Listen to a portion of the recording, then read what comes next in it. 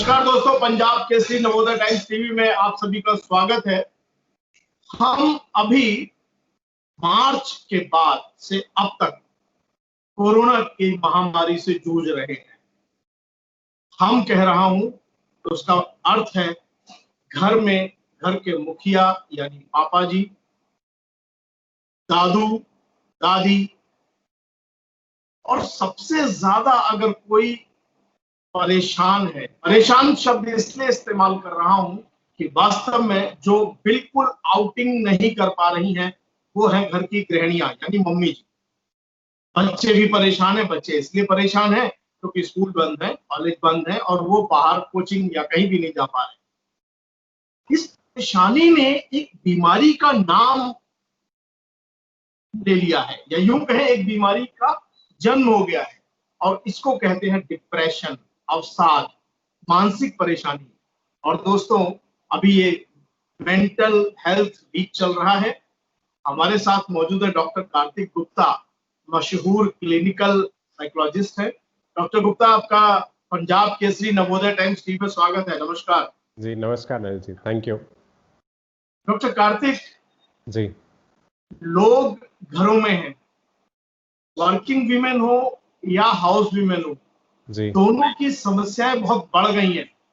उनके ऊपर जी, काम की जिम्मेदारी ज्यादा बढ़ गई है, और काम की जिम्मेदारी से ज्यादा बच्चों की फरमाइश, हस्बैंड की फरमाइश, जी, और अगर बुजुर्ग पेरेंट्स हैं तो उनकी अपनी आवश्यकता है।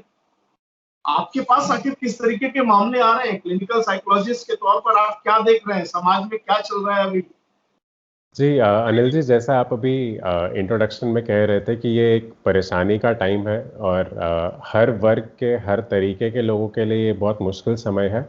और आई थिंक हाँ, जो इस टाइम पे क्या हुआ है कि जो लोग पहले काम पे बाहर जाते थे, चाहे वो वर्किंग मेल्स हो, फीमेल्स हो, कोई भी हो, अभी they are restricted to their home, कि घर से बैठ के ही उनको वर्क फ्रॉम होम करना पड़ रहा है, काम करना पड़ रहा है। बच्चों को आई थिंक सबसे ज़्यादा बेचारे वो सफ़र कर रहे हैं कि उनका स्कूल नहीं जा पा रहे हैं, दोस्तों से नहीं मिल पा रहे हैं। तो आप, जैसे आप पूछ रहे हैं, हमारे पास क्लिनिक में इस पिछले 4 से 5 महीने में काफ़ी सारे केसेस बढ़ गए हैं, स्पेशली जो यंगस्टर्स हैं कि क्योंकि वो बाहर ज़्यादा नहीं जा पा रहे हैं, लोगों से घुल मिल नहीं पा रहे हैं, पढ़ाई उनकी घर पर बैठ के हो रही है। तो बच्चों को, स्पेशली जो 12th में है या फाइनल ईयर कॉलेज स्टूडेंट्स हैं, उनको इस बात का बहुत डर है कि उनका फाइनल ईयर है तो वो अपने दोस्तों से नहीं मिल पा रहे हैं। फेयरवेल स्पेशली एक बहुत इम्पॉर्टेंट इवेंट होता है एक स्टूडेंट की लाइफ का, तो उनको लगता है कि हमारा वो फेयरवेल भी नहीं हो पा रहा है। सो आई थिंक हर कोई अपने अपने लेवल पे सफ़र कर रहा है और दिक्कत हर किसी को हो रही है। बट आई थिंक दिक्कत के साथ में थोड़ी सी हमने जो चीज़ प्रैक्टिस में ये भी देखा है कि इस दौरान लोग एक्चुअली आगे आ रहे हैं घर पे और एक्टिवली इन्वॉल्व होने में।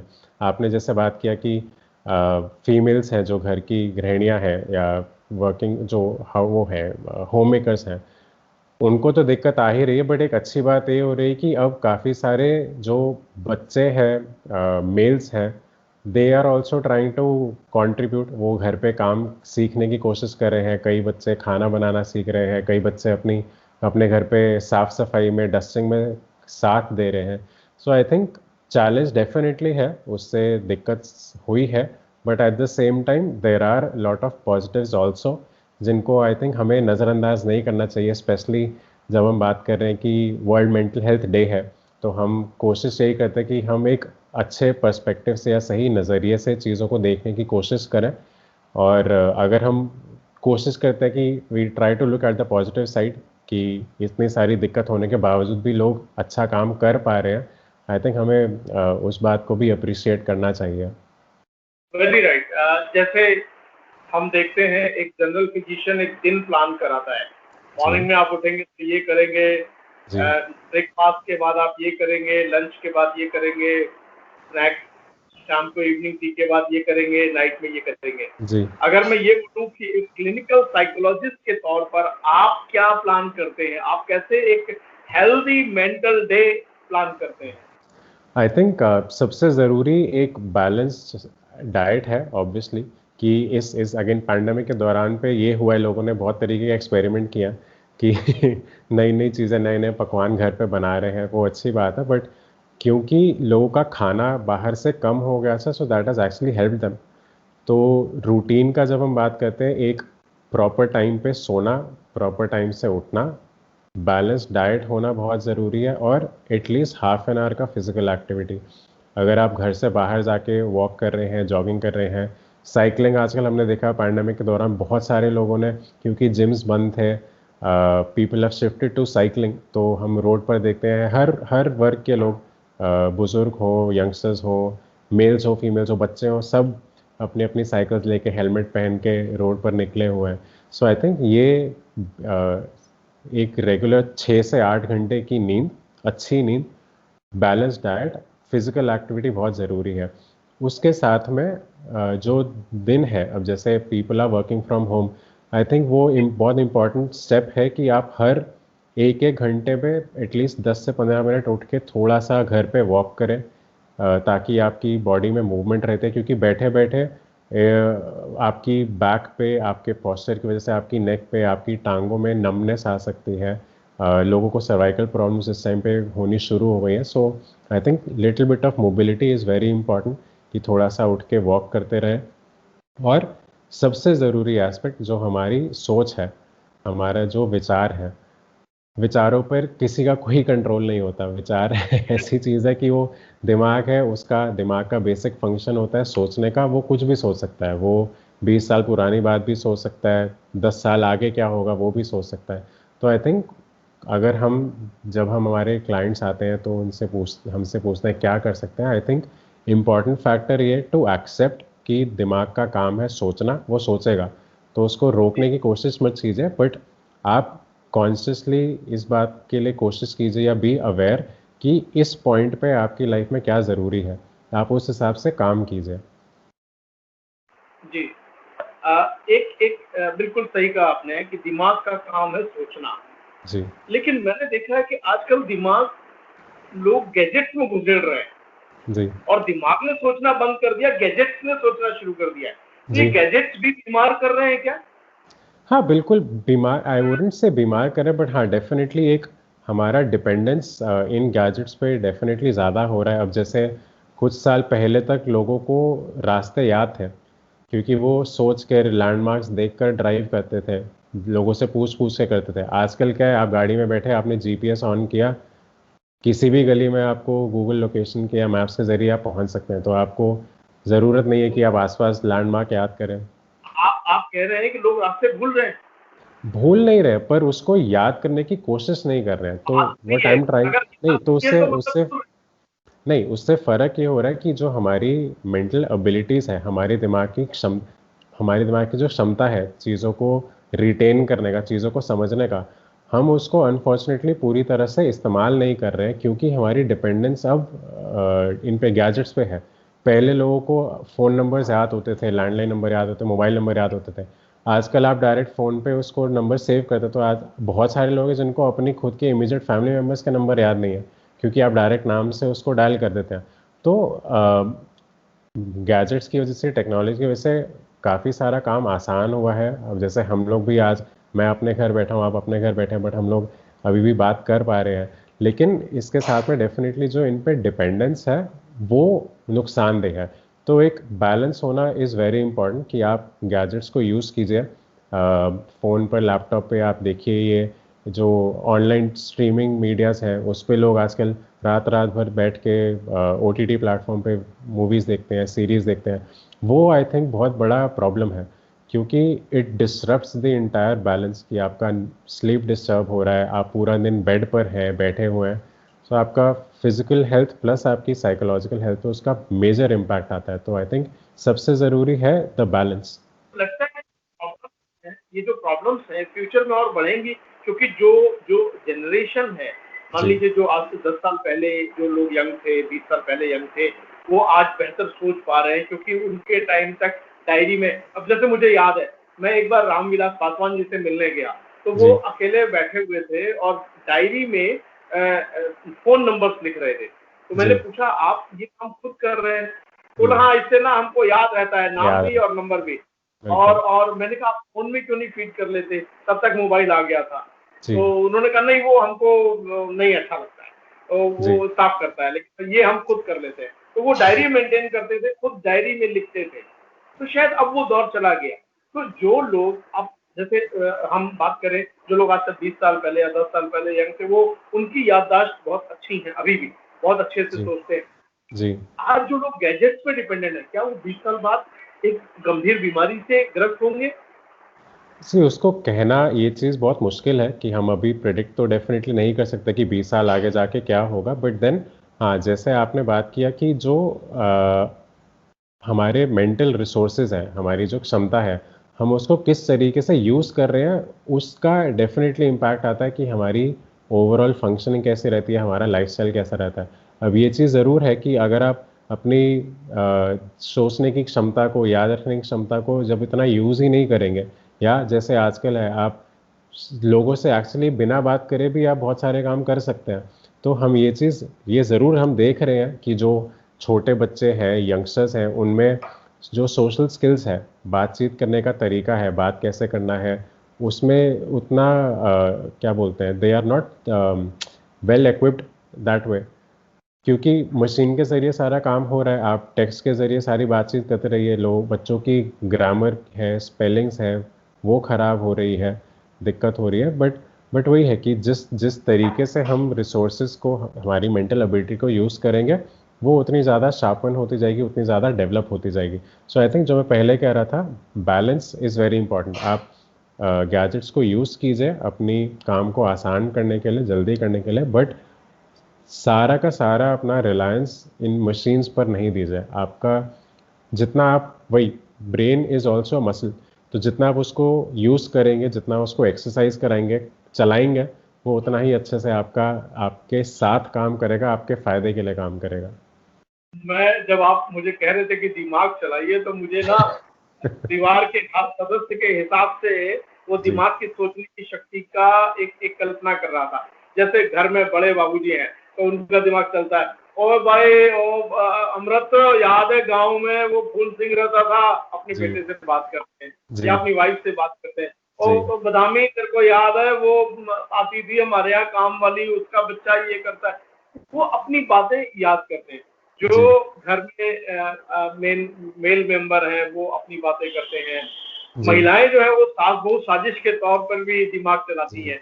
जी, तो ये सारा मिश्रण जो है जी, वो स्वस्थ रहे, इसमें आपकी बड़ी भूमिका है। जी, बिल्कुल। आई थिंक सबसे इम्पोर्टेंट यही है कि हम जो जो आज तक की सबसे बड़ी मिस्ट्री है, वो ह्यूमन, अभी भी ह्यूमन ब्रेन ही है। हम आज जी तक उसकी पूरी क्षमता को अभी भी नहीं समझ पाए कि हम एज़ ह्यूमन्स हम क्या चीज़ कर सकते हैं। आज जी के टाइम पे हम बहुत सारी चीज़ें ऐसी कर रहे हैं जो शायद 20-25 साल पहले किसी ने सोची भी नहीं होगी कि कभी ये चीज़ हो पाएगी, है ना? राइट। लेकिन वही है कि उसी के साथ में अनफॉर्चुनेटली क्या होने लगा है कि हम जो अ, आप एज़ एन इंडिविजुअल हो, आपका जो सोचने की क्षमता है, हम उससे कहीं न कहीं दूर भी हो रहे हैं। हमारा focus is more on the outside, बाहर क्या हो रहा है, गैजेट्स के साथ क्या कर सकता हूँ, but very less on the inside, कि मैं अपने खुद के टच में रहूँ, अपने ख़्यालों को कैसे मैनेज कर सकता हूँ, अपने इमोशंस को कैसे मैनेज कर सकता हूँ। आई थिंक हम इस चीज़ में बहुत बहुत लैक करते हैं। हमें ये चीज़ अनफॉर्चुनेटली स्कूल में नहीं सिखाई जाती, कॉलेज में नहीं सिखाई जाती। अब थैंकफुली ग्रेजुअली ये चीज़ बढ़ रही है। अब जो new economic, sorry, education policy आई थी, उससे भी होपफुली आगे के कुछ सालों बाद साइकोलॉजी एज अ सब्जेक्ट भी स्कूल्स में 8th 9th के आसपास शुरू करा दिया जाएगा, क्योंकि वो एक सही एज है। जी हाँ जी, डॉक्टर कार्तिक, हम सीखेंगे, करेंगे, इम्प्लीमेंटेशन में लेकर के एक प्रॉब्लम होती है। हालांकि मेरा सकारात्मक नजरिया रहता है, जी, मैं जी, ये नहीं कह रहा कि ऐसा नहीं हो सकता, लेकिन मैं जी, कहता हूँ कि जी, हाँ, इसको इसमें समस्याएं होती हैं। अभी सबसे बड़ी चुनौती जो है मुझे लगता है, क्योंकि हम हमारी एक और मेंटेलिटी है, ये दिमाग जो है ये बड़ा बेईमान है। ये चाहता है डॉक्टर से बात हुई, जी, मैंने डॉक्टर से बात की, मैं गोली खाऊं और अगले दिन हैप्पी हैप्पी, बल्ले जी, बल्ले। बिल्कुल, तो दैट फीलिंग, एक जी, साइकोलॉजिस्ट जब हम बात जी, करते हैं, जी। तो क्या लोग आपसे ये एक्सपेक्ट करते हैं? बिल्कुल करते हैं। मैं अनिल जी, अगर आपको एक बड़ी इंटरेस्टिंग बात बताऊँ, कई बारी हमने अपनी प्रैक्टिस में ये चीज़ देखी है, जब लोग आते हैं, सेशन लेते हैं, तो हमसे पूछते हैं, अच्छा आप सिर्फ बात ही करते हैं, आप दवाई नहीं देते हैं क्या? कहा कि तो क्या आप आप सिर्फ एक चॉकलेट पकड़ा के देते हैं या वो मीठी गोलियां की नहीं, ये चूसते नहीं, रहना? हम उनको ये चीज़ सिखाते हैं कि आपको भगवान ने इतना एक अच्छा यंत्र यहाँ पे दिया है, हम उसको आपको सही तरीके से यूज़ करना सिखा रहे हैं। तो उसके लिए आपको दवा की शायद इतना ज़रूरत नहीं है, क्योंकि दवा का काम साइकियाट्रिस्ट का है, वो दवाई देते हैं। साइकोलॉजिस्ट का काम सारा बातचीत के ज़रिए होता है कि हम हमारे इमोशंस को, थॉट प्रोसेस को, हमारे बिहेवियर को कैसे उस डायरेक्शन में लेके जाएं या उस तरीके से मैनेज करें कि आप एज एन इंडिविजुअल ग्रो करें, आप अच्छे से फंक्शन कर पाएँ। ये हमारा और वही की आपने एक बात और बहुत महत्वपूर्ण कही है। जी, हम जब बैठे होते हैं तो व्हाट्सएप पे बात कर रहे होते हैं लोगों से, जी, जुबान से बात करना हमने बंद कर दिया है या जी, बहुत कम कर दिया है। और जी, जब करते हैं तो एक एक अलग एक एग्रेशन होता है, चाहे वो हम सड़कों पे देखें, चाहे वो बिग बॉस में देखें। जी। आपको लगता है कि ये भी एक बीमारी है? बीमारी तो मैं इसको नहीं कहूँगा अनिल जी, क्योंकि पर डेफ़िनेटली जो हमारा सोशल स्ट्रक्चर आसपास का चेंज हो रहा है, हमारा जीने का तरीका चेंज हो रहा है, उससे डेफ़िनेटली जो हमारी जैसे लैंग्वेज एक स्किल है, बात करना, बात को एक सही तरीके से कह पाना एक स्किल है।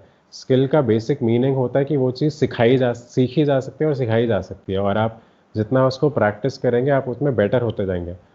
आजकल अनफॉर्चुनेटली, क्योंकि बिना बात करे भी इतना कुछ हो जाता है, वो स्किल डेवलप ही नहीं हो पा रहा। तो आई वुड नॉट, मैं उसको बीमारी लेबल नहीं करना चाहूँगा, पर डेफिनेटली एक स्किल है जिसमें हम डेफिसिट होते जा रहे हैं, हम उसको पूरा अच्छे से यूज़ नहीं कर पा रहे हैं, और ये डेफिनेटली एक दिक्कत है। मैं अपने सभी देखने वाले दर्शकों को बताना चाहता हूं कि अगर आप सिर्फ व्हाट्सएप पे बात करते हैं तो आप एक स्किल लूज कर रहे हैं, यानी आप एक अपनी योग्यता कम कर रहे हैं, और योग्यता कम करके आप कभी भी प्रगति नहीं कर सकते, प्रोग्रेस नहीं कर सकते। इफ जी, I am not wrong doctor बिल्कुल, कार्तिक। एब्सोल्युटली, जी। डॉक्टर कार्तिक, मुझे ये लगता है कि म्यूजिक बहुत बड़ा रोल प्ले करता है जब हम घरों की बाउंड्री में हो या कार में हो, या तो म्यूजिक का क्या कनेक्शन है दिमाग से, इस पे भी थोड़ा अ, अगर आप बताएं। हाँ, म्यूज़िक का भी अगर आप देखें कि जो रिदमिक म्यूज़िक होता है, स्लो रिदमिक म्यूज़िक है, अच्छे लिरिक्स हैं, उसका इम्पैक्ट आपकी फिज़िकल हेल्थ पर भी आता है। ऐसी स्टडीज़ हुई हैं कि आप सब्जेक्ट्स को, मतलब 4-5 लोगों को ऐसे एक रूम में उनको रखते हैं, ऑब्ज़र्व करते हैं, उनके बॉडी पैरामीटर्स ऑब्ज़र्व करते हैं कि उनका बीपी कैसा फ्लक्चुएट कर रहा है, उनका पल्स रेट कैसा फ्लक्चुएट कर रहा है, हार्ट बीट कैसी है, और उनकी मेंटल वेव्स जो होती हैं, वो कैसा चल रही हैं। जब आप सॉफ्ट सूदिंग म्यूज़िक चलाते हैं, जो बॉडी की पैरामीटर्स हैं, वो स्टेबल होते हैं। जब आप हैवी म्यूज़िक चलाते हैं, ज़्यादा शोर-शराबे वाला, ज़्यादा लाउड म्यूज़िक वाला, ज़्यादा रफ़ म्यूज़िक या वर्ड्स वाला, ऐसे जाता है। तो वो डेफ़िनेटली बहुत सारी डिसरप्शंस हमारे ब्रेन वेव्स में, हमारी बॉडी की फंक्शनिंग में पैदा करता है। तो हाँ, जो म्यूज़िक है, it has a major impact. अगर आप सॉफ्ट, सूदिंग, लाइट म्यूज़िक सुनेंगे, आपका स्टेट ऑफ माइंड वैसा रहेगा। अगर आप ज़्यादा हैवी म्यूज़िक सुनेंगे, ज़्यादा शोर-शराबे वाला सुनेंगे, आपका मन के अंदर की प्रवृत्ति भी वैसी रहेगी, आपके मन में विचार भी उसी तरह के आएँगे, और डेफ़िनेटली उसका इम्पैक्ट हमारी सोच पर, हमारी फ़िज़िकल और यानी मेंटल हेल्थ पे पड़ता है। जो हमारा भारतीय म्यूजिक का जो कल्चर है कि जी, सुबह जो है भक्ति संगीत लगा लिया, अनूप जलोटा साहब सुन लिए या जी, लखविंदर सिंह लखा के भजन सुन लिए, जी, दोपहर में हमने कोई मोहम्मद रफी और किशोर कुमार को सुन लिया, और जी, शाम को जो है एक बार फिर जगजीत सिंह साहब को ट्यून अप कर लिया, ट्यून अप कर दिया। जी, और जी, गजलों बिल्कुल। में खो। जी, मुझे लगता है कि पूरी बातचीत में हमारे बहुत सारे दर्शकों को बहुत सारी बातें सीखने को मिली हैं। जी, कोरोना में बहुत सारे परिवारों ने अपने लोगों को खो दिया है, जी, सही ढंग से उनको हम श्रद्धांजलि तक नहीं दे पाए, आंखों से आंसू तक नहीं निकल पाए। तो मुझे लगता है कि मैं सभी दर्शकों को ये डॉक्टर कार्तिक की तरफ से कहना चाहूंगा, जैसा उन्होंने कहा कि अपनी भावनाओं को खुल के व्यक्त करें, अपनी भावनाएं सिर्फ व्हाट्सएप या एसएमएस तक ना रखें, अपनी भावनाओं को व्यक्त करें, एक्सप्रेस करें। अगर रोने का मन कर रहा है तो रो लें, हंसने का मन कर रहा है तो हंसें, लड़ने का मन कर रहा है तो लड़ाई ना करें, क्योंकि लड़ना अच्छा नहीं है। लेकिन हाँ, जी, घर में सभी को सभी तरह की बातें कहने का एक मौका जरूर देना चाहिए। घर में एक कॉर्नर होना चाहिए, express yourself, if I am not wrong. और मुझे लगता है कि इस कोरोना काल में बचने का, दिमागी तौर पर बचने का यही एक तरीका है। अपनी भावनाएं कहें, अपनी भावनाएं लिखें, अपनी भावना रिकॉर्ड करें, या फिर पंजाब केसरी और नवोदय टाइम्स टीवी के साथ जुड़े रहें, लेकिन बहुत ज्यादा टीवी ना देखें, ना ही फोन चलाएं, क्योंकि वो भी आपको बीमार कर सकता है। डॉक्टर कार्तिक, आप हमारे साथ जुड़े, आपका बहुत बहुत धन्यवाद। Thank you. Thanks a lot.